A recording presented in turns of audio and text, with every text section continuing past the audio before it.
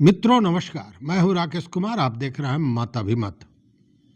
मैं आज जो बात कर रहा हूं वो हर किसी को सुनना चाहिए, समझना चाहिए और खासकर हर माँ बाप को ये वीडियो देखना चाहिए, क्योंकि यह कहीं ना कहीं आपके भविष्य को तय करता है। देखिए, सुप्रीम कोर्ट ने बुजुर्गों के लिए, माता पिता के लिए, जो वृद्ध हो गए हैं उनके लिए एक बहुत बड़ा फैसला दिया है। और फैसला ये कि अगर माँ बाप अपनी संपत्ति अपने बच्चों को दे देते हैं और बच्चे उनकी देखभाल नहीं करते हैं या उन्हें अकेले छोड़ देते हैं, उस स्थिति में वो सारी संपत्ति वापस हो जाएगी। मतलब उस पर बच्चों की मलकियत नहीं रहेगी। यह सुप्रीम कोर्ट का फैसला है। आइए जानते हैं पूरी कहानी। और निश्चित रूप से ये सारे लोगों के लिए बड़ा महत्वपूर्ण है। देखिए, अभी मीडिया में एक चीज छाया हुआ है, एक कहानी चल रही है लगातार श्रीनाथ खंडेलवाल की। श्रीनाथ खंडेलवाल काशी विश्वनाथ के रहने वाले, बाबा विश्वनाथ की नगरी काशी के रहने वाले एक लेखक, साहित्यकार, कवि, जिन्होंने अपने जीवन में 400 पुस्तकें लिखी। 15 वर्ष की आयु से वो पुस्तक लिखना शुरू किए थे और उन्होंने 3000 पन्ने का महाशिव पुराण लिखा था। वही नहीं, कई तरह की पुस्तकें लिखी, साहित्य पर पुस्तकें लिखी, इतिहास पर पुस्तकें लिखी और 80 करोड़ की संपत्ति के मालिक थे। लेकिन कुछ दिनों पहले उनके 2 बच्चे, एक बेटा और एक बेटी, दोनों ने घर से निकाल दिया और उतने बड़ी साहित्यकार, 80 करोड़ के मालिक, उनको काशी के एक वृद्धाश्रम में शरण लेनी पड़ी। जब उनकी तबीयत खराब हुई तो बाल बच्चों को, उनके बेटा बेटी को जब खबर किया गया तो एक ने टेलीफोन नहीं उठाया और एक ने बाहर होने की बात करके मामले को टाल दिया। कुछ बहुत ही सामाजिक कृत्यों से जुड़े हुए कुछ युवकों ने साथ दिया और उनका अंतिम संस्कार किया। उनको मणिकर्णिका घाट ले गए और बेटे के तरह वो अनजान लड़के, वो समाजसेवी, उन लोगों ने मुखाग्नि दी।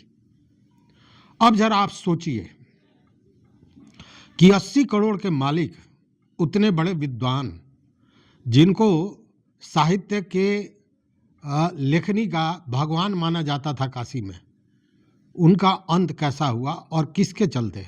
मात्र बेटे बेटी के चलते।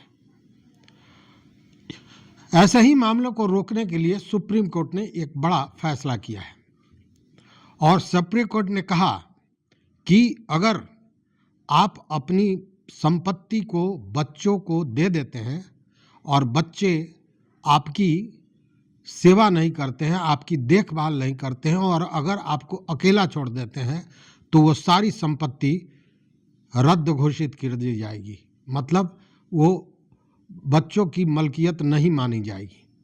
यह सुप्रीम कोर्ट का कहना है और यह हर उस बुजुर्ग के लिए एक लाठी है, एक उनके लिए यूं कहें कि उनके अधिकारों की रक्षा करने के लिए एक बहुत बड़ा निर्णय है। क्योंकि हर बुजुर्ग, चाहे वो कितना भी संपत्ति अर्जित किया हो, अगर बाल बच्चे नालायक निकल जाएं तो फिर उनकी अंतिम स्थिति बहुत खराब होती है। और वैसे लोग, खासकर जिनके पास संपत्ति भी है लेकिन अंत उनका बड़ा बुरा होता है, अकेले कंधा देने वाला नहीं। अब श्रीनाथ खंडेलवाल की बात कर लें, कंधा देने के लिए उनके बाल बच्चे भी तैयार नहीं हुए। तो ऐसे मामलों के लिए ये सुप्रीम कोर्ट का जो फैसला है वो बहुत अहम है।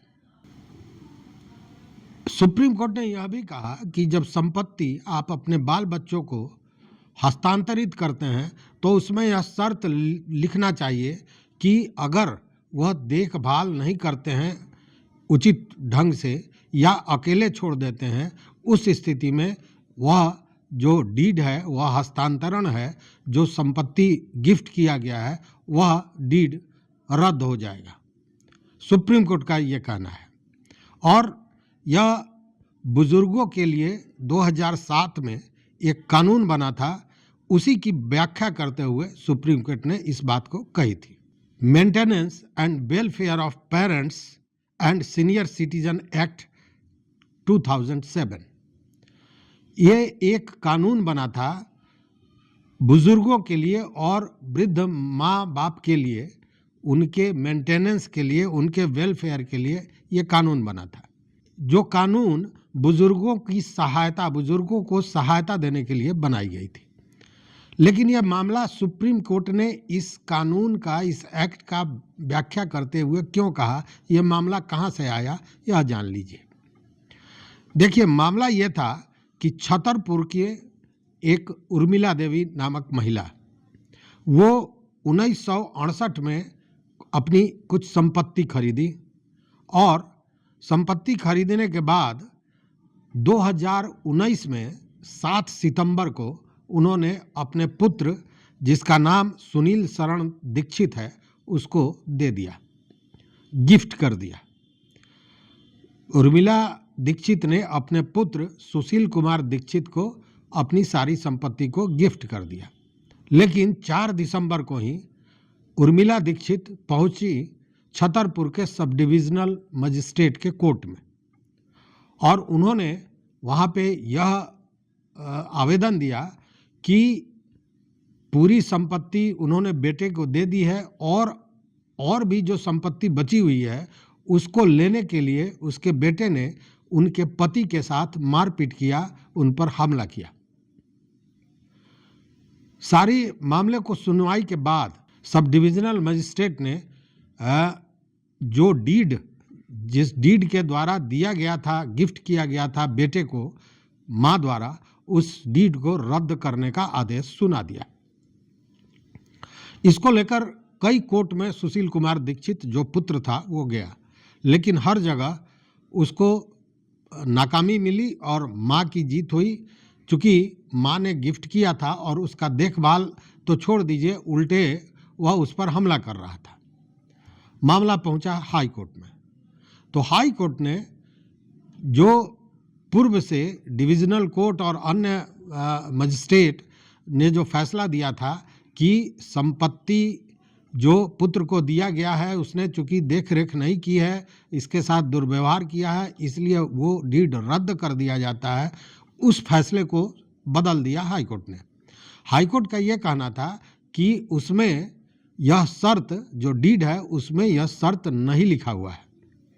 इसके बाद मामला पहुंचा सुप्रीम कोर्ट में और सुप्रीम कोर्ट के जस्टिस सीटी कुमार और संजय करोल की खंडपीठ ने यह फैसला किया। 2007 में जो एक्ट बना था, maintenance and welfare of parents and senior citizen act 2007, इसकी व्याख्या करते हुए कहा कि हाई कोर्ट ने जो फैसला दिया है वो गलत दिया है, उसको ऐसा नहीं देना चाहिए था। साथ में यह भी कहा कि यह कानून बुजुर्गों की सहायता के लिए बनाया गया है, इसको आधार मानकर ही कोर्ट को फैसला देना चाहिए और ऐसे मामले में संपत्ति का अधिकार जो बच्चों को दिया गया है उसको रद्द करना चाहिए, उसको हटा देना चाहिए।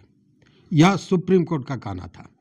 तो सुप्रीम कोर्ट ने स्पष्ट कहा कि इसमें कोर्ट ने लापरवाही की है, कोर्ट को यह काम नहीं करना चाहिए था। अब आखिर ये जान लीजिए कि ये जो एक्ट है इसमें क्या कहा गया है। एक्ट की धारा 23 में यह कहा गया है कि संपत्ति लेने वाला व्यक्ति वरिष्ठ नागरिक की देखभाल नहीं करता या अकेला छोड़ देता है, उस स्थिति में इस ट्रांसफर को धोखाधड़ी माना जाएगा या धमकी से किया गया ट्रांसफर माना जाएगा और वैसी स्थिति में इसको रद्द कर देना चाहिए।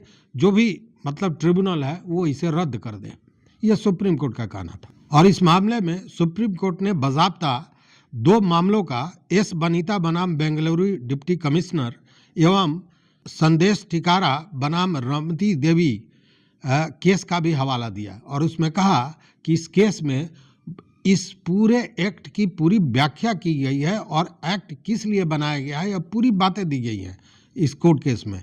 तो वो हवाला देते हुए सुप्रीम कोर्ट ने स्पष्ट कहा कि कोई भी बच्चा या कोई भी वह व्यक्ति जिसे बुजुर्ग या माता पिता अपनी संपत्ति या जो भी उसके पास है वो उपहार दे देता है, वो उसके हाथ में मलकियत दे देता है और वह अगर उसकी सेवा नहीं करता है, उसकी देखभाल नहीं करता है, उसको अकेले छोड़ देता है, उस स्थिति में वो सारी संपत्ति या वो जो डीड है जिसके द्वारा संपत्ति दी गई है वह रद्द घोषित किया जाएगा। सुप्रीम कोर्ट ने यह भी कहा कि जब आप गिफ्ट देते हैं, कोई गिफ्ट देता है या बच्चों के नाम हस्तांतरण करता है संपत्ति का, तो उसमें यह शर्त लिखा होना चाहिए। लेकिन साथ में यह भी कहा कि अगर शर्त नहीं भी लिखा गया है तब भी बुजुर्गों की सहायता के लिए जो यह एक्ट 2007 है उसको ध्यान में रखते हुए, उसको आधार मानते हुए कोर्ट को फैसला देना चाहिए। तो यह एक बहुत बड़ा मामला है, एक बड़ा इसको हम कह सकते हैं मील की पत्थर है, बुजुर्गों के लिए बहुत बड़ी ये लाठी है, एक सहारा है जो ये सुप्रीम कोर्ट ने यह फैसला दिया है। और कम से कम अभी सामने कुछ दिनों पहले की बात है कि श्रीनाथ खंडेलवाल 80 करोड़ के मालिक और उनको वृद्धाश्रम में अपना अंतिम सांस लेना पड़ा। मुखाग्नि भी बच्चे नहीं देने आए, दूसरे लोगों ने जो समाज सेवी हैं उन लोगों ने मुखाग्नि दी। तो ऐसे में यह फैसला बहुत अहम हो जाता है। इसलिए मुझे लगा कि यह जानकारी सारे लोगों को, हम जो हमारे दर्शक हैं सारे लोगों को मिलना चाहिए, साथ में अन्य लोगों को मिलना चाहिए। इसलिए आपसे बार बार मैं अनुरोध करता हूं कि वीडियो को शेयर कीजिए, लाइक कीजिए, सब्सक्राइब कीजिए चैनल को अगर अभी तक आपने सब्सक्राइब नहीं किया है, और इस मामले पर अपना विचार जरूर दीजिए, क्योंकि मुझे लगता है कि आपके आस पड़ोस में, आपके घर में कहीं ना कहीं इस तरह की स्थिति आप देख रहे होंगे। अगर वैसी कोई कहानी हो तो ज़रूर बताएंगे हमारे कमेंट बॉक्स में। देखते रहिए मत अभिमत। बहुत बहुत धन्यवाद, कोटिशः आभार।